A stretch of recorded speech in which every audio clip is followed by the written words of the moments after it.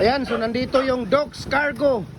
Ayan, no, para kuhanin ang molder ni, tawag dito, ni Sir Bernard Pagudpod ng 1D Bibtonita Avenue, Potrero, Malabon City.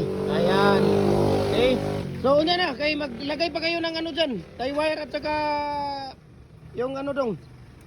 So ito po ay papadala natin ito sa kay Bernard, kay Sir Bernard Pagudpod ng 1D Bibtonita Avenue, Potrero, Malabon City. Ayan. So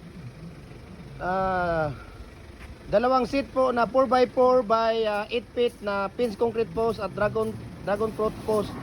Ayan, so nagbibigay kami ng tawag dito freebies. Ayan, yung dalawang design ng stirrup natin, binibigay natin freebies yan sa ating mga mahal na mga followers at mahal na customer. Ayan, tinatalian natin para hindi matanggal. Okay.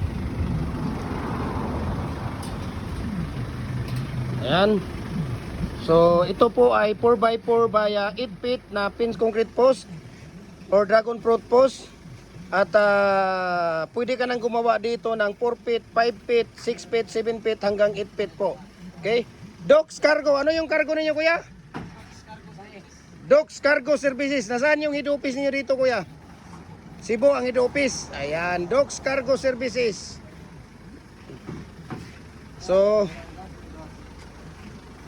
ayan.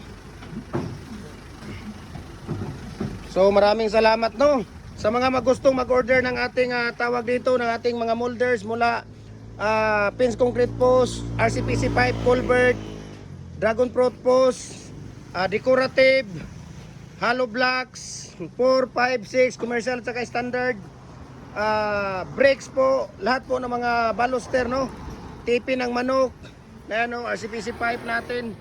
Okay, pins concrete post natin. Ayan, ang dami nating stock. At saka follow po kayo sa ating Facebook page. Jim Hardware ang Kukulamber ang Concrete Products, Balulang Brands. Jim Hardware ang Kukulamber ang Concrete Products, Kanituan Brands. Triple A and F Kukulamber. Ating personal Facebook account, Felix Tan Pagikan Jr. Ating Instagram, Felix_Pagikan 2000. At saka sa ating YouTube channel, no, ito ang pinaka-importante. Follow po kayo sa ating YouTube channel. Then nandoon lahat ang mixing ratio ng ating mga concrete products po. Ayan, para po kayo updated sa ating mga video. Okay, ito po ay ipapadala natin ito sa kay Sir Bernard Pagudpod ng 1D Bibtonita Avenue, Potrero, Malabon City.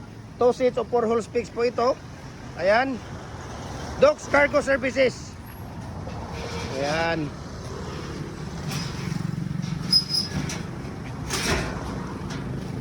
So tapos na yung tawag dito, yung Doc's Cargo Services, no. So marami pa tayo dito mga molder. Lahat po ng mga molder dito, ayan, no.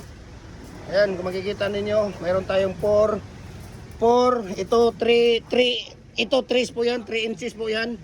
Dahil pwede yan sa mga division, no, yung mga division pang kwarto. Mayroon tayong 3 and a half. Ayan, 3 and a half yan. Mayroon tayong 3 and 3/4. Mayroon tayong 4 na standard yon. Number 5 na standard, at saka 5 and a half na commercial, at saka 5 and 3/4 na commercial at saka standard na size. Ayan. So marami pa tayo ditong mga tawag dito, mga molder. Ayan, muhon. Mayroon tayong 11 designs na mga decorative molders natin.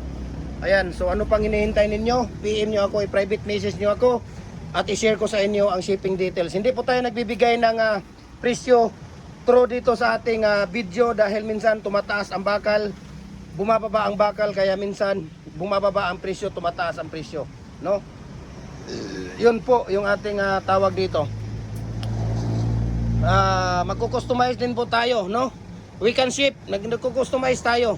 Kahit anong mga design, basta mayroon kayong design, we can ship Luzon, Visayas, Mindanao, kahit sa ibang bansa, no? Nagpapadala tayo doon. Kaya ano pang hinihintay niyo? PM nyo ako, share ko sa inyo ang price list at saka shipping details po dito, no, sa lahat po ng ating tawag dito. Kaya maraming salamat sa Doc's Cargo Services ng Cebu. Dito sa Cagayan, kuya, nasaan yung office nyo dito? Nazaret ang office lang ni kuya. Siya ang salarin dito, kaya dumating ang inyong molder ng buong buo. Ayan, thank you so much kuya ha. At God bless po sa ating lahat. Ayan, bye-bye.